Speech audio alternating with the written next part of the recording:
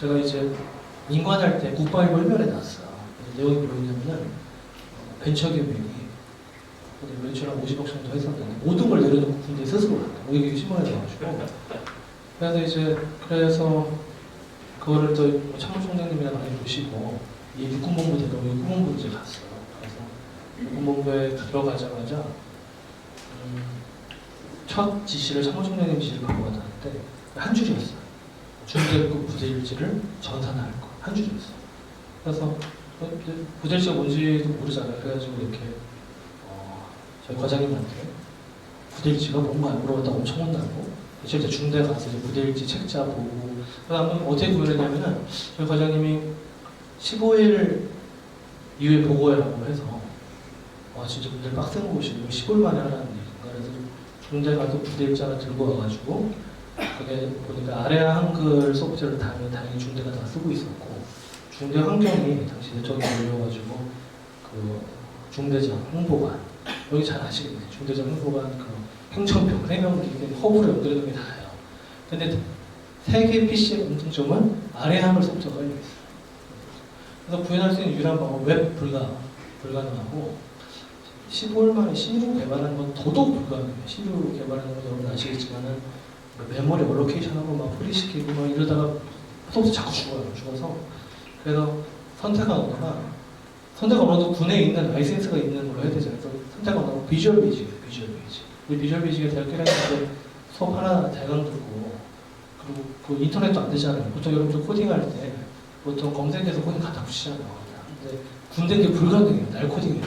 그래서 비주얼 베이직 두꺼운 책을 육군본부 도서관에서 가져와가지고 그걸 책을 보면서 15일 정도 배웠는데 다행히도 한글 소프트웨어는 OCS 파일인데 그게 한글에 있는 모든 펑션을 사용할 수 있어요. 그래서 한글에 여러 가지 기능이 있어요. 뭐 이미지 변환하기, 뭐 이미지 삽입하기 이런 기능들이 많아가지고 그 기능들을 단시간 섭취해서 비주얼 베이직으로 호출해가지고 그래서 얼추 그 비주얼 베이직 프로그램 실행하면은 이제 한글 문서가 뜨고 전날께 와요. 전날께 불러지면은 수정해가지고 항구관 중대 결제까지 하면 결제 이미지 들어가고 이미지 변환돼서 이제 미변조 불가 하고 다 끝나요.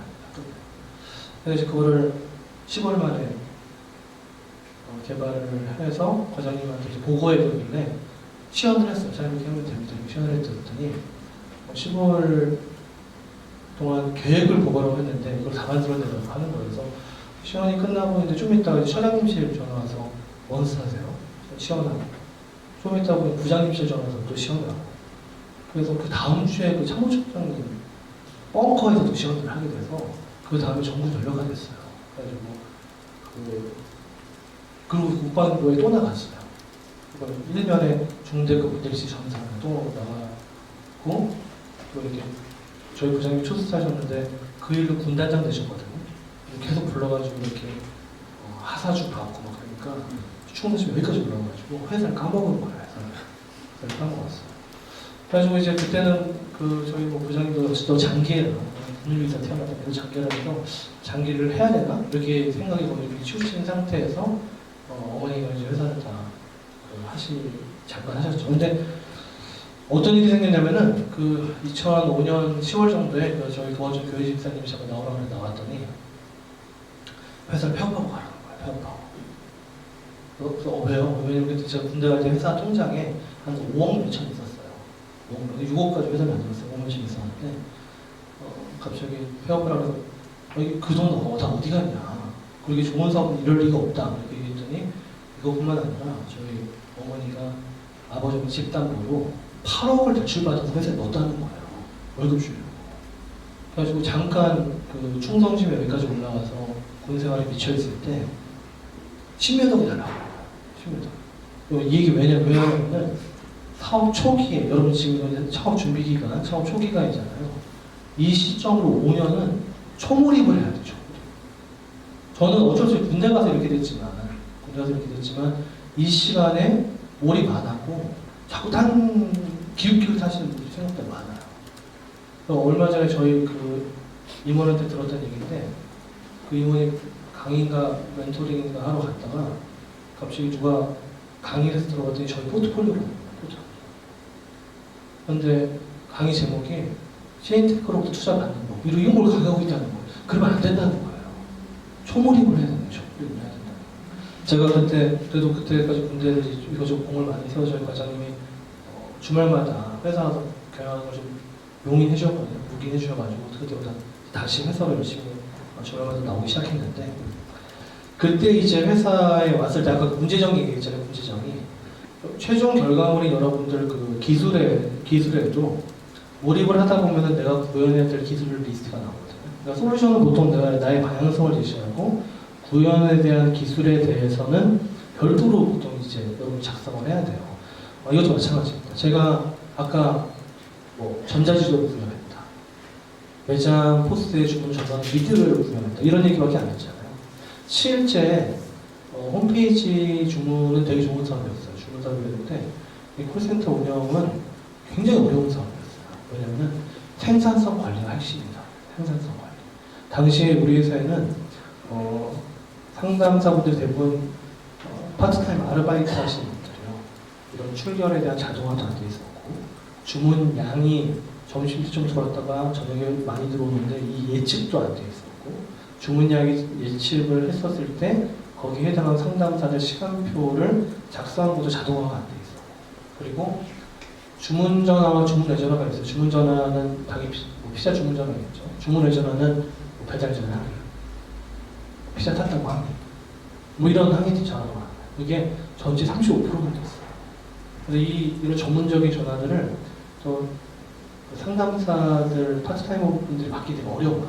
그래서 솔루션을 주문 전화와 주문 전화를 구분하는 기술, 휴리스틱 알고리즘을 구현을 했고 그리고 주문 외전화는 전산화가 안 되어서 관리하는 저희 전문 정직원들이 맡겠고 그 외 주문을 양을 예측을 하고 시간표를 자동화시킨 소프트웨어를 개발해가지고 이걸 거의 한 달 동안에 거의 다 적용을 시켰어요.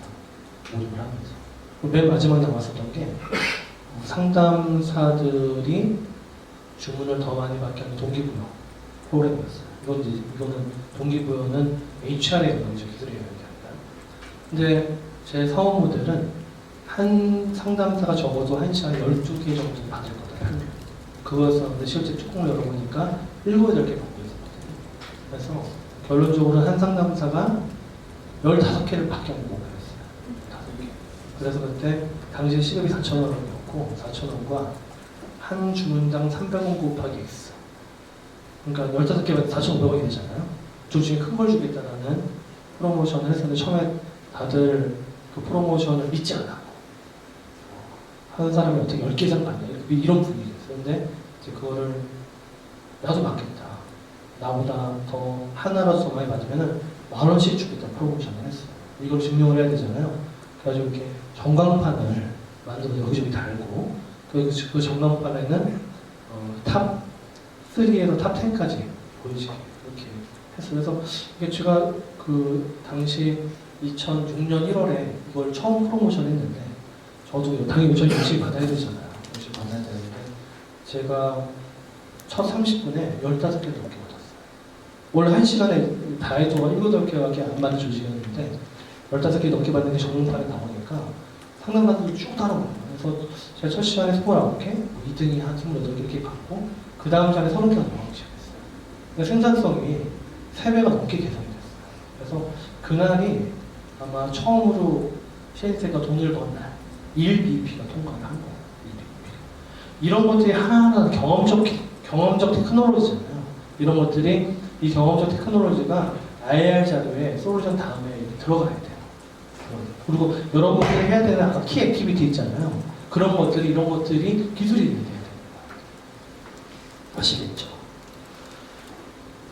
또 하나 사례 있어요.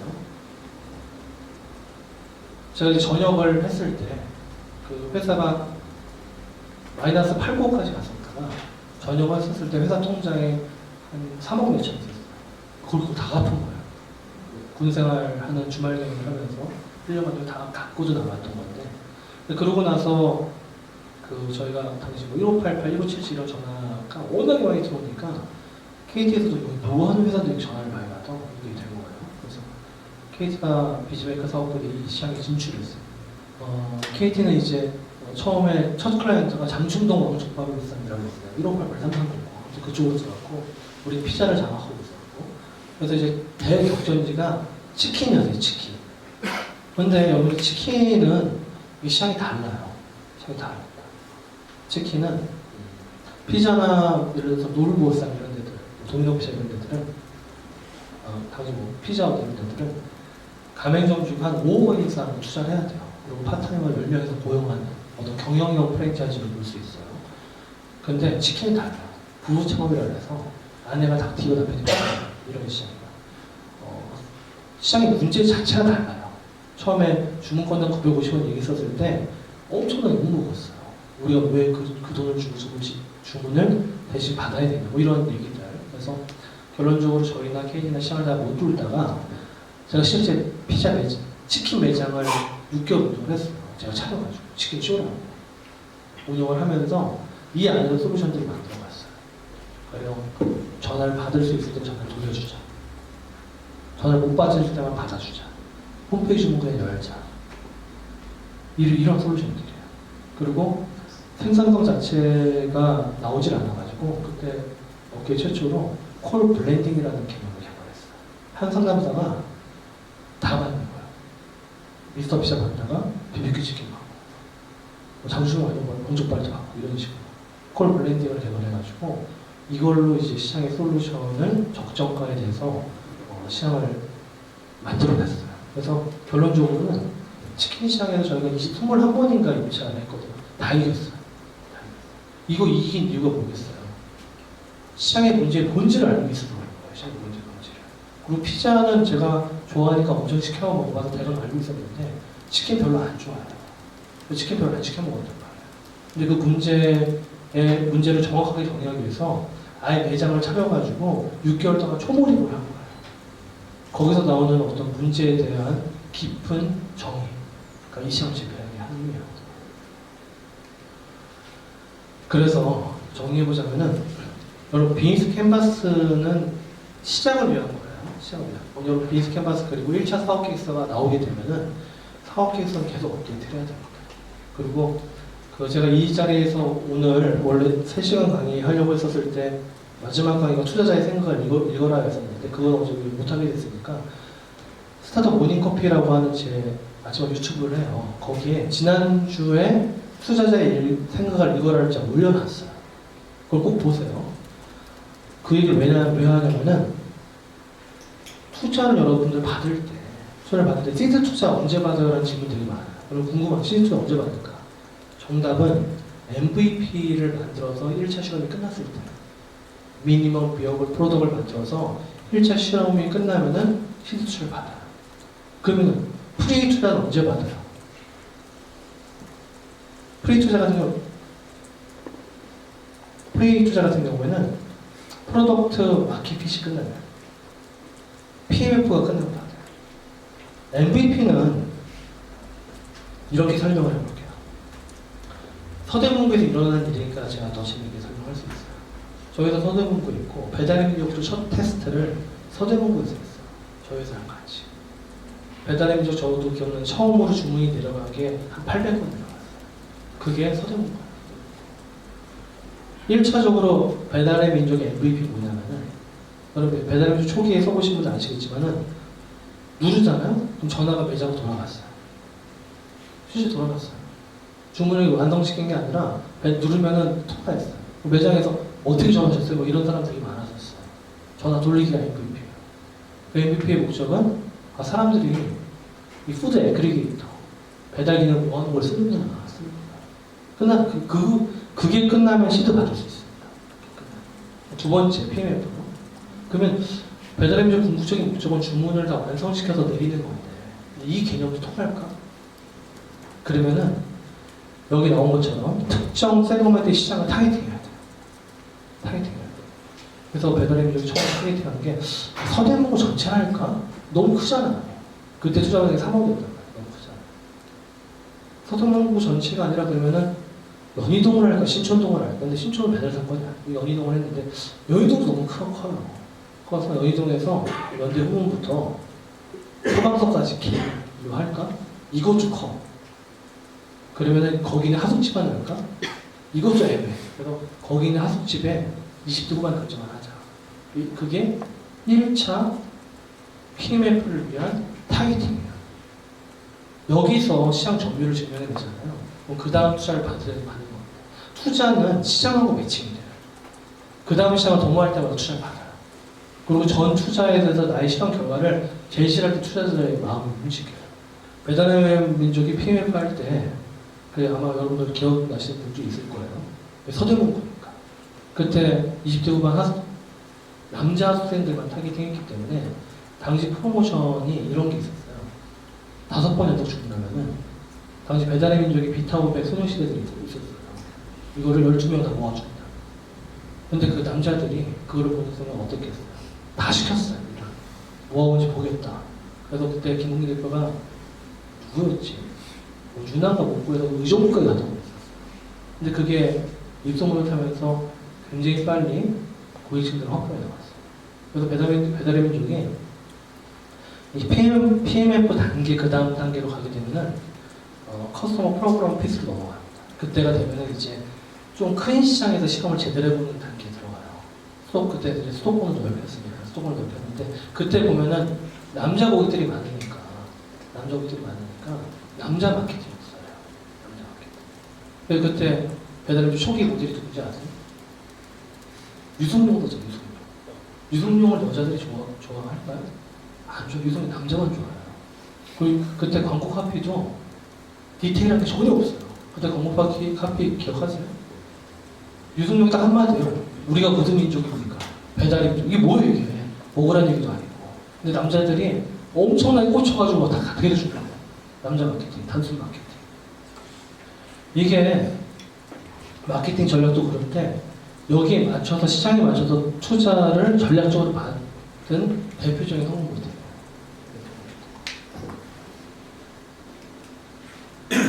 자, 기업가 정신을 좀 설명하자면은 여러분 아무튼 제 유튜브에 그건 꼭 봐야 됩니다.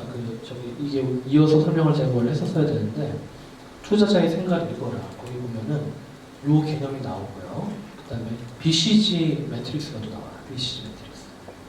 BCG 매트릭스 개념 BCG 매트릭스 판서가 없긴 한데 BCG 매트릭스 간단하게 설명을 좀 할게요. 저희 시엔티테크도 이 BCG 매트릭스 안에서 굉장히 많은 분석을 합니다. BCG 매트릭스가 4사분면으로 되어 있어요. 여기 아마 경영학과 나오신 분들 아마 아시고 혹시 보신 분 BCG 매트릭스 좀 알죠? 4사분면으로 되어 있는데 일반적으로 이제 1, 2, 3, 4잖아요. 1사분면은 시작점. 그리고 Y축은 뭐냐면은 Y축은 시장 성장률이에요. 시장 성장률이 높고 그 다음에 X축은 뭐냐면은 시장 점유율이에요. 그럼 시장 성장률이 높고 시장 점유율이 낮은 상태에서 시작을 할 거 아니에요. 모든 사업은 그래요. 시장 성장률이 높은데 내가 뭐 시장 성장률이 높지 않아서 창업할 이유가 없잖아요. 시장 성장률이 높고 점유율이 낮은 데서 시작을 해요. 시작을 하고 모든 창업자들은 2, 4분면으로 가려고 들어가요. 2, 4분면은 시장률이 높은 상태에서 점유율을 높이는 형태잖아요. 점유율을. 2, 4분면으로 막 가는 거예요. 2, 4분면으로 가게 되면 일반적으로 CGA급이 돼요.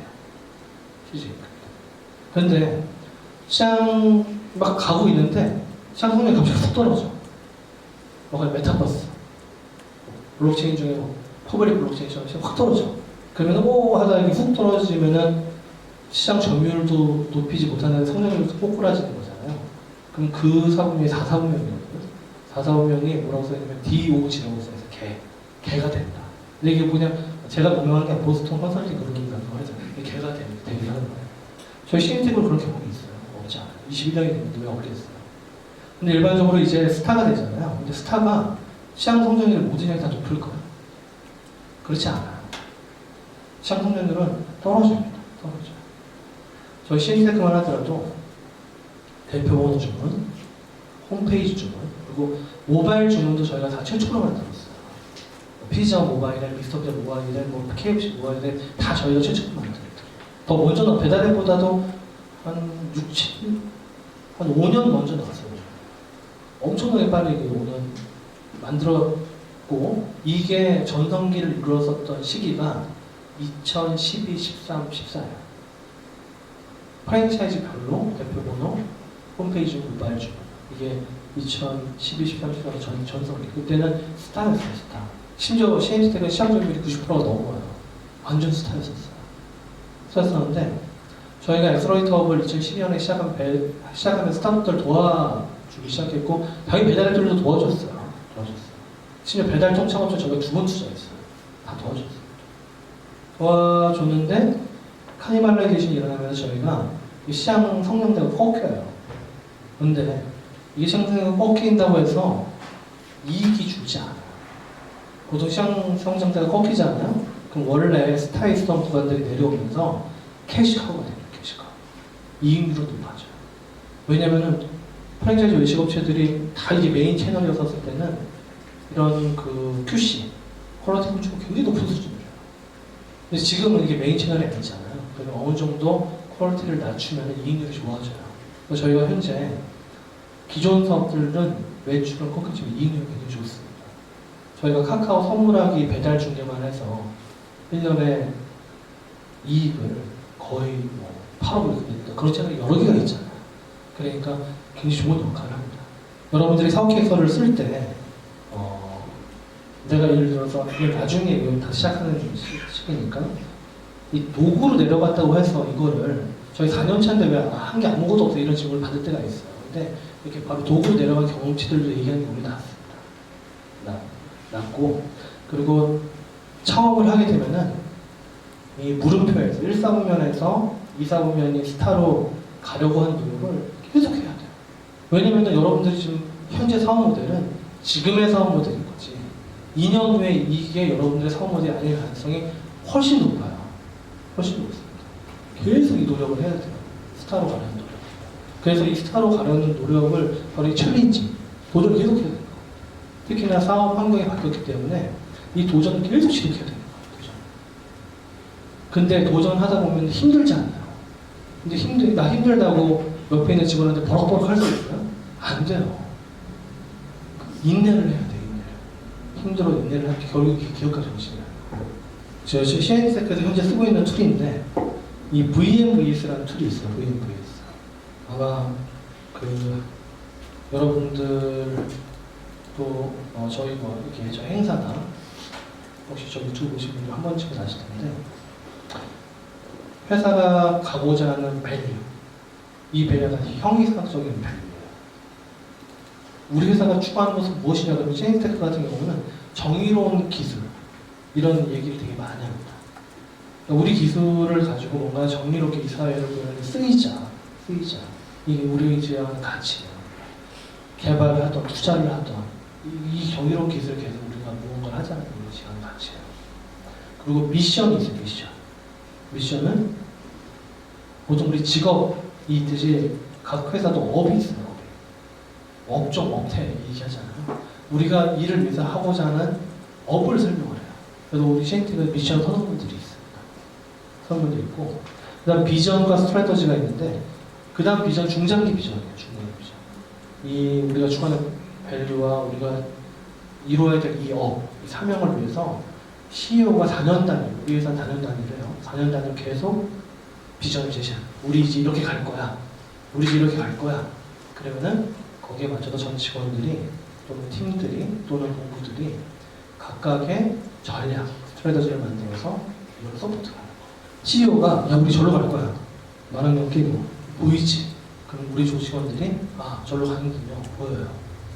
이렇게 하고 경영하는 게 기본입니다. 투명하게 다 같이 보여주고 제가 이렇게도 비유해요. 버스가 있는데 CEO가 이제 버스 운전기사인데 예를 들어서 버스 창문을 다 같이 신문으로 바르고 혼자만 앞을 보고 가면은 그 버스 구성원들이 어떻게 되겠어요? 멀리서 내립니다. 근데 아무리 험한 길이라 하더라도 창문이 다 보이잖아요. 운전사가 어디 가는지 계속 디렉션을 공유하잖아요. 그럼 갈 수 있어요.